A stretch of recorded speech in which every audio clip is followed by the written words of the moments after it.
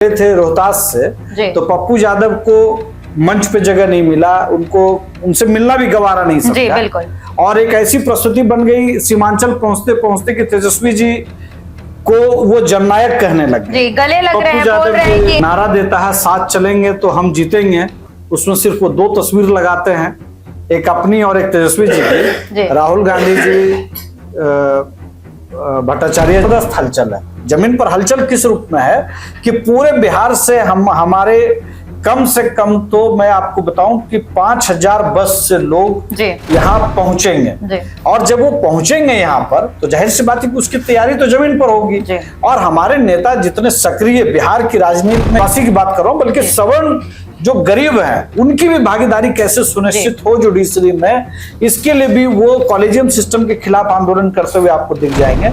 तो मैं ये कह सकता हूं कि वो लगातार सक्रिय रहने वाले लीडर हैं, वो चुप बैठने वाले लीडर नहीं है। तो चुप मानने लगते हैं, ये एनडीए में कम से कम नहीं है। एनडीए में माननीय मुख्यमंत्री नीतीश कुमार जी अगले 5 साल के लिए मुख्यमंत्री होंगे। और मैं आपको ये भी बताऊं कि जो तैयारी हमारी जमीन पर चल रही है, देखिए पहले फेज में हम लोगों ने जिला कार्यकर्ता सम्मेलन किया था, मतलब ओरमा ग्रुप जो सोचता है वो करता है, आपके अपने सपनों का आशियाना। नमस्कार, स्वागत है आपका भारत लाइव के इस खास कार्यक्रम में। देखिए आज हम एक विशेष जन के साथ बैठ करके चर्चा करेंगे। हमारे साथ राहुल जी मौजूद हैं। जी हम बता दें कि आरएलएम पार्टी के ये अधिकृत प्रवक्ता हैं और आज हम इनसे तमाम मुद्दों पर बातचीत करेंगे। आगामी विधानसभा लीग को लेकर किस तरह से आरएलएम तैयारी में है और एनडीए गठबंधन के अंदर आखिर किन किन मुद्दों पर बातचीत चल रही है, वहीं महागठबंधन जो इस वक्त यात्रा पर है, इस मुद्दे पर भी बातचीत करेंगे। पहले तो राहुल जी बहुत स्वागत है आपका हमारे चैनल। जी, जिस तरीके से सर इस बार विधानसभा के चुनाव में कई ऐसी समीकरण हैं जो नए नए तरीके से देखने को मिल रही हैं। पहले हम महागठबंधन की तरफ चलेंगे। जिस तरीके से इस बार महागठबंधन पूरी जी जान लगा चुकी है चुनाव को लेकर, एज अ अपोनेंट पार्टी आपको क्या लगता है जिस तरह से वो मेहनत कर रहे हैं वो रंग लाएगी इस बार? देखिए एनडीए लीड ले चुका है इस चुनाव में। बाकी 55 साल के एक युवा और एक ऐसे युवा जो रोड शो तो करते हैं लेकिन पैदल यात्रा करने से परहेज करते हैं। मुझे लगता है कि जो 3 साल में बिहार नहीं घूमा हो पूरा, और एक ऐसा व्यक्ति उसमें जो एक नारा देता है साथ चलेंगे तो हम जीतेंगे, उसमें सिर्फ वो 2 तस्वीर लगाते हैं, एक अपनी और एक तेजस्वी जी की। राहुल गांधी जी भट्टाचार्य जी का और जो भी सीपीआई के लीडर हैं उन सबको वो छोड़ देते हैं। तो इतने तरह के कंफ्यूजन है वहां पर कि मुझे लगता है कि जैसे जैसे उनकी यात्रा बढ़ रही है, हर यात्रा के साथ कुछ नया रंग है। रंग किस चीज का है? विद्वेष का, नाराजगी का, एक दूसरे को होड़ में पीछे छोड़ने का। आप देखेंगे कि जब चले थे रोहतास से, तो पप्पू यादव को मंच पे जगह नहीं मिला, उनको उनसे मिलना भी गवारा नहीं समझा। बिल्कुल। और एक ऐसी प्रस्तुति बन गई सीमांचल पहुंचते पहुंचते कि तेजस्वी जी को वो जननायक कहने लगे। गले लग रहे हैं, बोल रहे हैं कि इनके बिना बिहार का कोई गुजारा नहीं। तो मुझे लगता है कि इतना तरह का ये खिचड़ी पका रहा है कि मुझे लगता है कि कहीं ऐसा ना हो कि खिचड़ी पकने से पहले वो जल जाए। जी, आपकी पार्टी की तरफ से सर अभी रणनीति आगे की क्या है? क्योंकि देखिए उपेंद्र कुशवाहा जी जो है इस वक्त चुप हैं, तो आखिर पार्टी के अंदर क्या कुछ बातें चल रही हैं? हमने सुना है कि आपने एक 14 टीम भी तैयार की है जो बिहार में निकलने वाली है। आप लोग रैलियां कर रहे थे लगातार, वो भी रैलियां अब रुक चुकी हैं। तो आखिर इंटरनली बातें क्या चल रही है जिसको लेकर के अभी फुल स्टॉप लग रहा है? नहीं, मुझे लगता है कि मीडिया में लगातार हमारे नेता उपेंद्र कुशवाहा जी आ रहे हैं और कहीं से चुप्पी की कोई बात नहीं है। हम लोगों ने रोहतास जिला में, गया जी में और दरभंगा में हम लोगों ने संवैधानिक अधिकार परिसीमन सुधार ये कार्यक्रम हम लोगों ने किया। और अभी जो हाल के दिनों में जितनी रैलियां हुई है, तो हमारी पार्टी का जो प्रभाव जिस प्रकार का है उसकी तुलना में उन रैलियों का प्रभाव बहुत ज्यादा था। और आगामी 5 सितंबर को पटना के मिलर मैदान में हम समझते हैं कि जो हमारा कार्यक्रम होने वाला है संवैधानिक अधिकार परिसीमन सुधार को लेकर के, उसमें 50,000 से ज्यादा लोग रहेंगे। तो जाहिर सी बात है कि अगर हम 3 बड़ा कार्यक्रम कर चुके हैं और एक राज्य स्तर का एक कार्यक्रम अगर हम करने जा रहे हैं, तो थोड़ी चुप्पी आपको यहां दिखेगी, लेकिन जमीन पर जबरदस्त हलचल है। जमीन पर हलचल किस रूप में है कि पूरे बिहार से हमारे कम से कम तो मैं आपको बताऊं कि 5000 बस से लोग यहाँ पहुंचेंगे। और जब वो पहुंचेंगे यहाँ पर तो जाहिर सी बात है कि उसकी तैयारी तो जमीन पर होगी। और हमारे नेता जितने सक्रिय बिहार की राजनीति में जमीन पर होते हैं, उतना सक्रिय या उतनी यात्रा करने वाला लीडर मैं ये कह सकता हूं कि महागठबंधन और एनडीए में ऐसे बहुत कम लोग होंगे। वो नीतीश जी को बड़ा भाई मानते हैं। जिस नीतीश कुमार जी को महागठबंधन ने बीमार घोषित कर दिया, वो नीतीश कुमार अगर मैं पिछले 365 दिन की बात करूं तो 350 दिन वो सड़क पर होंगे, या तो शिलान्यास कर रहे होंगे, या उद्घाटन कर रहे होंगे, या किसी नई परियोजना या किसी नवनिर्मित या निर्माणाधीन परियोजना की समीक्षा कर रहे होंगे, या प्रधानमंत्री जी के साथ मंच शेयर कर रहे होंगे, या महिलाओं के लिए या युवाओं के लिए रोजगार बांटने की बात कर रहे होंगे। कहने का मतलब ये कि जिस तरह से माननीय मुख्यमंत्री नीतीश कुमार जी पूरे दिन और पूरे साल सक्रिय रहते हैं, उसी तरह से उनके छोटे भाई उपेंद्र कुशवाहा भी सामाजिक न्याय की राजनीति को लेकर के, युवाओं की भागीदारी को लेकर के, बिहार में शिक्षा बेहतर हो उसके लिए कानून जो जुडिशरी में न सिर्फ पिछड़ा, अति पिछड़ा, दलित, महादलित और सबकी बात में आदिवासी की बात कर रहा हूं, बल्कि सवर्ण जो गरीब हैं उनकी भी भागीदारी कैसे सुनिश्चित हो जुडिशरी में, इसके लिए भी वो कॉलेजियम सिस्टम के खिलाफ आंदोलन करते हुए आपको दिख जाएंगे।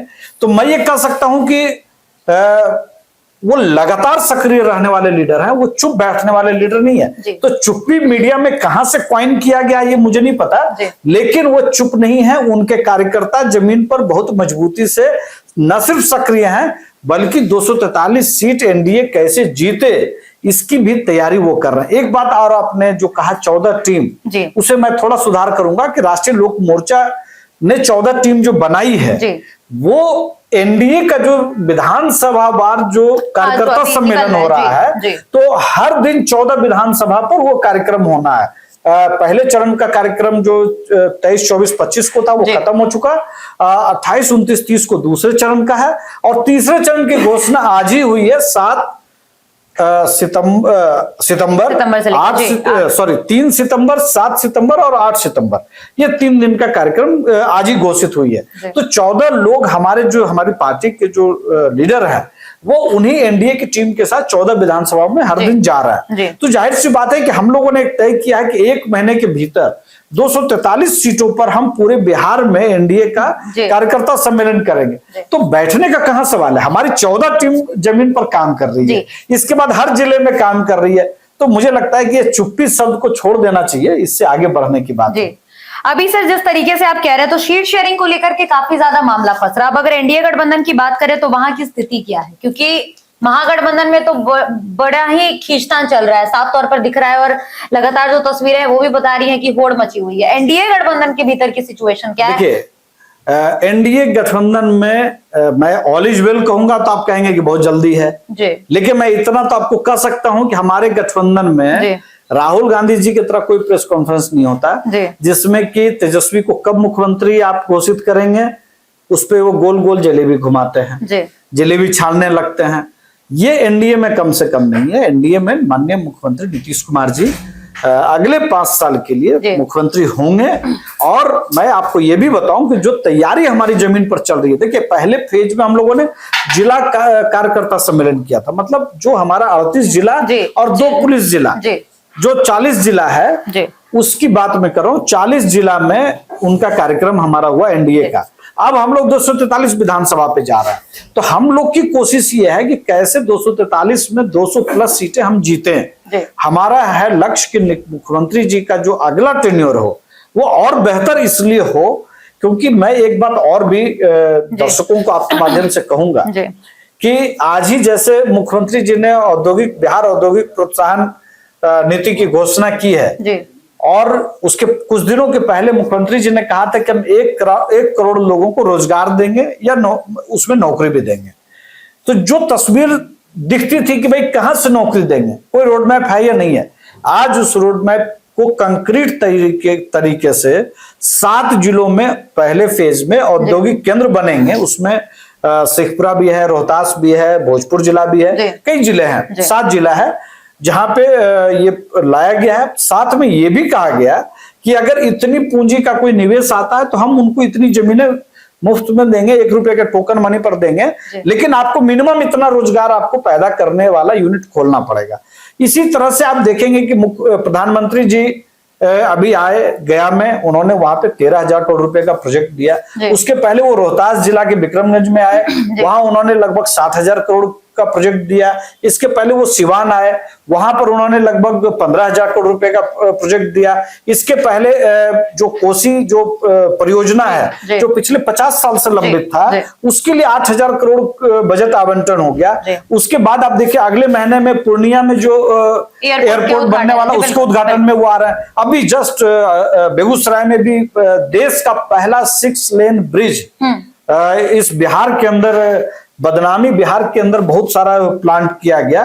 कुछ गड़बड़ियां जो प्रोजेक्ट के जो लोग थे दूसरे जगहों की मैं बात कर रहा हूं, लेकिन बिहार ने एक मॉडल भी दिखाया कि हम यहाँ पे सड़क बिजली पानी से उठ करके अब हम बिहार के सपनों को कैसे पंख दे उसकी तैयारी में हम लग गए हैं। आने वाले दिनों में अगर मैं सिर्फ एयरपोर्ट की बात में करूं तो गया एयरपोर्ट, उसका राजगीर, बेहटा, पटना, पूर्णिया, दरभंगा, अगर इतने सारों को अगर जोड़ लेंगे तो 7 से 8 एयरपोर्ट प्रोजेक्ट आने वाले दिनों में आपको बिल्कुल संचालित एक्टिव दिखेगा। और मुझे लगता है कि ये सारी चीजें इसलिए हो रही हैं क्योंकि एनडीए बहुत गंभीरता से ये सोच रहा है कि बिहार के लोगों को हम क्या क्या दे सकते हैं। उसमें एक और चीज उन्होंने किया, पिछले दिनों हमारा south Bihar power distribution company limited और north Bihar power distribution company limited जब घाटे में थी तो मुख्यमंत्री जी ने सदन में कहा कि हम फ्री बिजली नहीं दे सकते हैं, लेकिन जिस दिन south Bihar power distribution company लाभ में पहुंची उस दिन नीतीश कुमार जी ने घोषणा कर दिया कि हम बिहार के हर व्यक्ति को, अमीर गरीब सबको बराबर तरीके से 125 यूनिट हम सब्सिडी देंगे। 3 साल के लिए उन्होंने किया। अब आप समझिए कि एक समय अगर वो कहते हैं कि हम कैसे दे पाएंगे, तब हमारे दिमाग में होता है कि हम अभी घाटे में हैं, पहले उसको लाया जाए ब्रेक इवन पे, और जैसे ब्रेक इवन पर आया तो हमने बिहार को वो प्रॉफिट शेयर दिया। तो ये मॉडल हमारे नीतीश जी का है, एनडीए का है। तो ऐसी स्थिति में महागठबंधन पर मैं कोई बात करूं कि वहां सीट शेयरिंग या मुख्यमंत्री को लेकर के क्या है, कम से कम नीतीश जी को लेकर के ऐसा कुछ नहीं है। एसआईआर को कैसे देखते हैं सर? जिस तरीके से विपक्ष सड़कों पर उतर आई है, एकजुटता दिखा रही है, लगातार इतने बड़े बड़े चेहरे जो है इस वक्त एक आ गए हैं। हालांकि जो अभी गठबंधन में लोग हैं, सरकार में आप लोग हैं, तो आपकी तरफ से कई बार प्रतिक्रियाएं भी सामने आई है कि अभी फोटो सेशन चल रहा है। नहीं, फोटो सेशन से ज्यादा मैं बात करूंगा।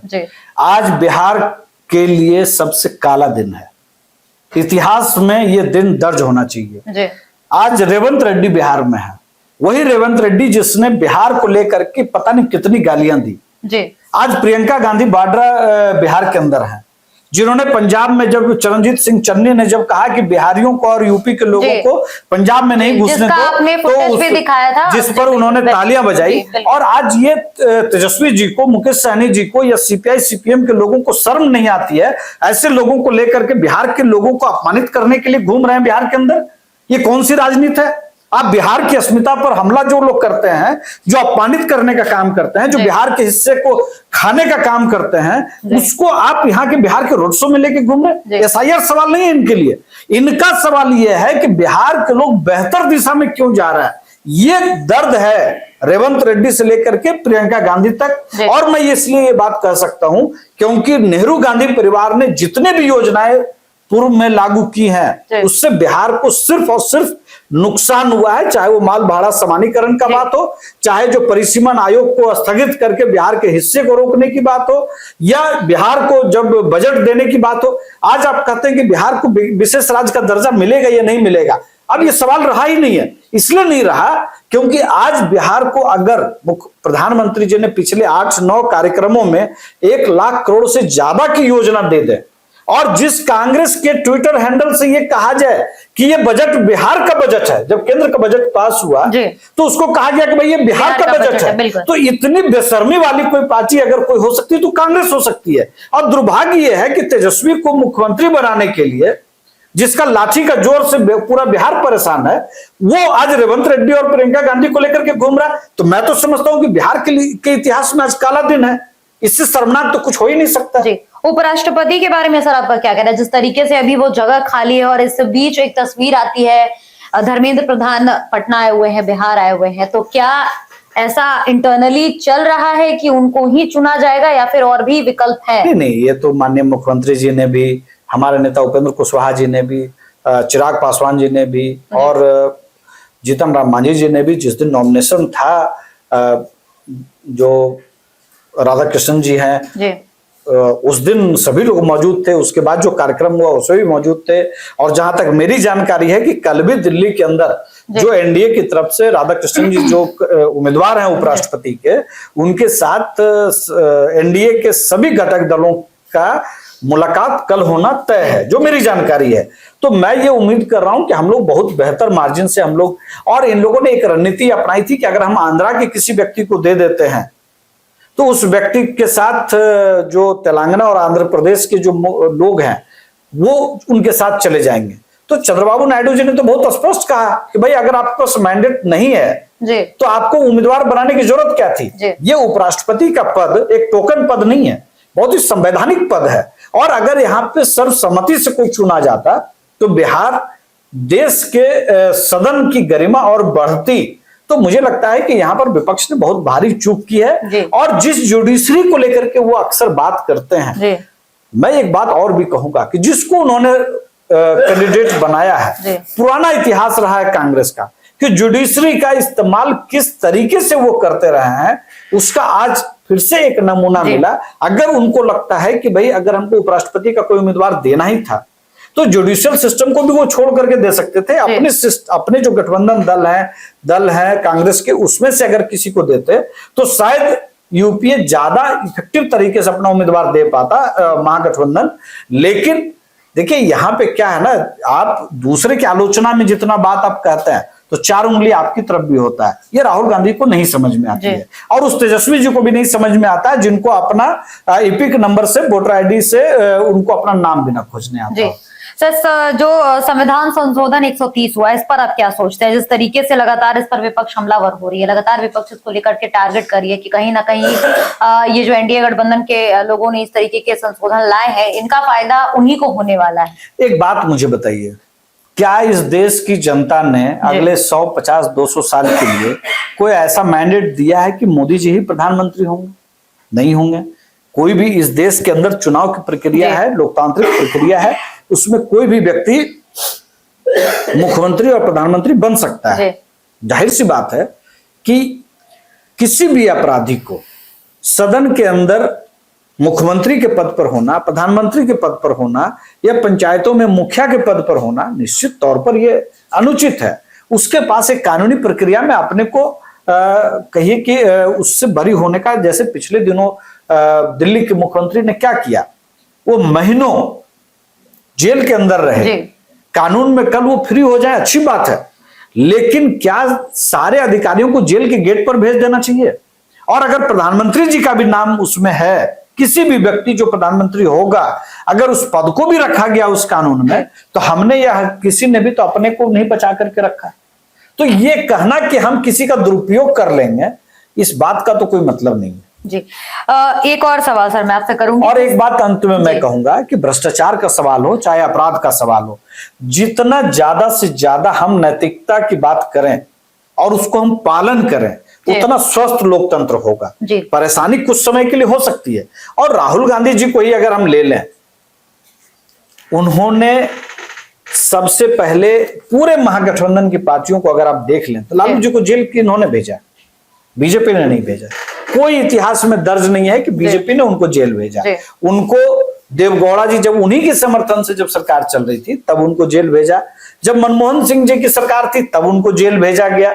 तो ये सारी चीजों के लिए तो बीजेपी को ब्लेम करने का मतलब हुआ कि भाई आप तथ्यों को भी गलत बता रहे हैं। तो आज आपको लाभ है राहुल गांधी से तो आपको वो अच्छा लग रहा है, कल वही आपको मुझे तो आश्चर्य हुआ जब रोहतास में लालू जी को गले लगाया राहुल गांधी ने, जिसके लिए उन्होंने बिल फाड़ दिया। तो मुझे लगता है कि कभी कभी इनको आत्मचिंतन भी करने का वक्त मिलता है कि मुझे नहीं मालूम सत्ता के नशे में या विपक्ष के जो नेता विपक्ष जो एक ही परिवार के पास है, चाहे राबड़ी देवी जी हो चाहे तेजस्वी जी हो, शायद उसका हनक ऐसा है कि आत्मचिंतन करने का वक्त नहीं मिलता है। सर, अल्पसंख्यक समाज एनडीए से नाराज है और वजह है वक्फ संशोधन बिल। इस पर इसको आप किस तरीके से देखते हैं, कैसे टैकल करेंगे आप इस वोट बैंक को, क्योंकि कहीं ना कहीं ये वोट बैंक। देखिए, मुझे लगता है कि अल्पसंख्यक समाज को भी चीजों को समझने की जरूरत है। एक दिन कोई व्यक्ति उठता है और कहता है कि इस देश का जो सदन है, लोकसभा, वो वक्फ प्रॉपर्टी है। अब बताइए, अगर इस तरह की चीजें आएंगी सामने तो कोई तो एक ऐसी व्यवस्था बनेगी ना जिससे कि चीजों को बहुत स्पष्ट किया जा सके। आज कोई सैकड़ों साल से तमिलनाडु में एक मंदिर है, उसका इतिहास शायद 1000 साल से ज्यादा का है, और उसको कहा गया कि ये वक्फ की प्रॉपर्टी है।